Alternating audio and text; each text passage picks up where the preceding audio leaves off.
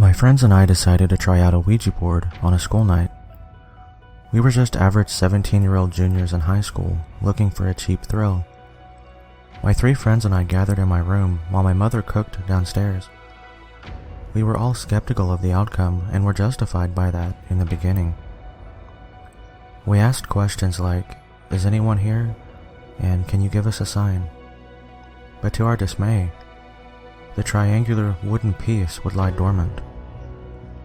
It was after an hour of monotonous questions that we laid back and giggled it off as just another hoax. It was as soon as we removed all of our hands that the triangle began to move on its own. It began to spell out L-A-S, eventually spelling out last laugh. Our giggles turned into nervous chuckles, until I finally let out with a defiant and loud laugh, followed by an equal response from my friends. Our laughing died down, and before any of us could utter a word, my friend Alicia continued to laugh even louder. We looked over at her, puzzled, as Alicia began to howl in menacing laughter, with eyes black as the darkest night. My friend had mentioned that she had a Ouija board, so I asked her to pull the board out so I could check it out. At first, she said no, but then agreed to do it as long as she didn't have to participate. After she had the board set up, I asked, "Is there anyone in here?" Nothing. So being a dumb teenager, I said, "If anything is in here and not talking, you're a coward." The board was put away after that. Fast forward about a week later. I'm asleep upstairs on the couch. I wake up on a stereotypical stormy night. Thunder and lightning, wind and rain, the works. I look around to see why I woke up and couldn't see a thing. I decide to try and fall back asleep. After laying there for about 30 seconds, I hear from downstairs, "Get the boy," in a very raspy, wispy voice. I open my eyes and listen. Nothing. Start to go back to sleep. "Get the boy." It was much louder this time. Then my downstairs door slams shut. I freak the hell out because nobody sleeps down there, and we have no drafts.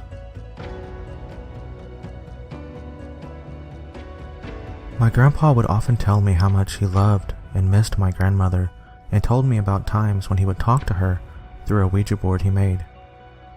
He sadly ended up dying when I was around 17 years old, and I think about him almost daily.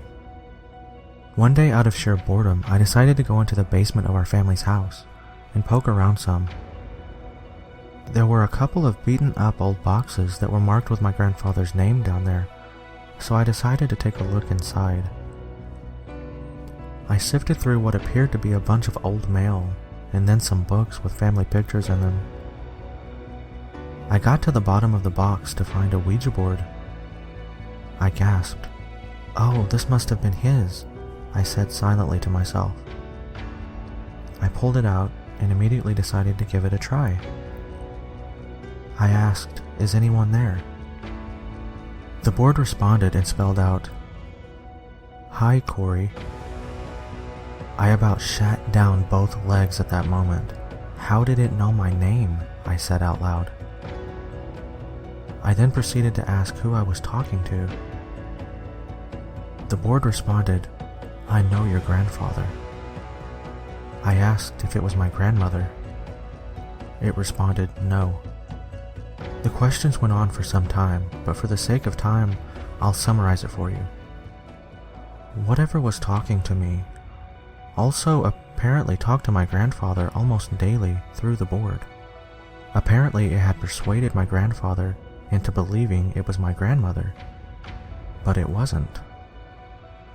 It told me that it had been responsible for my grandpa's death and that I was next.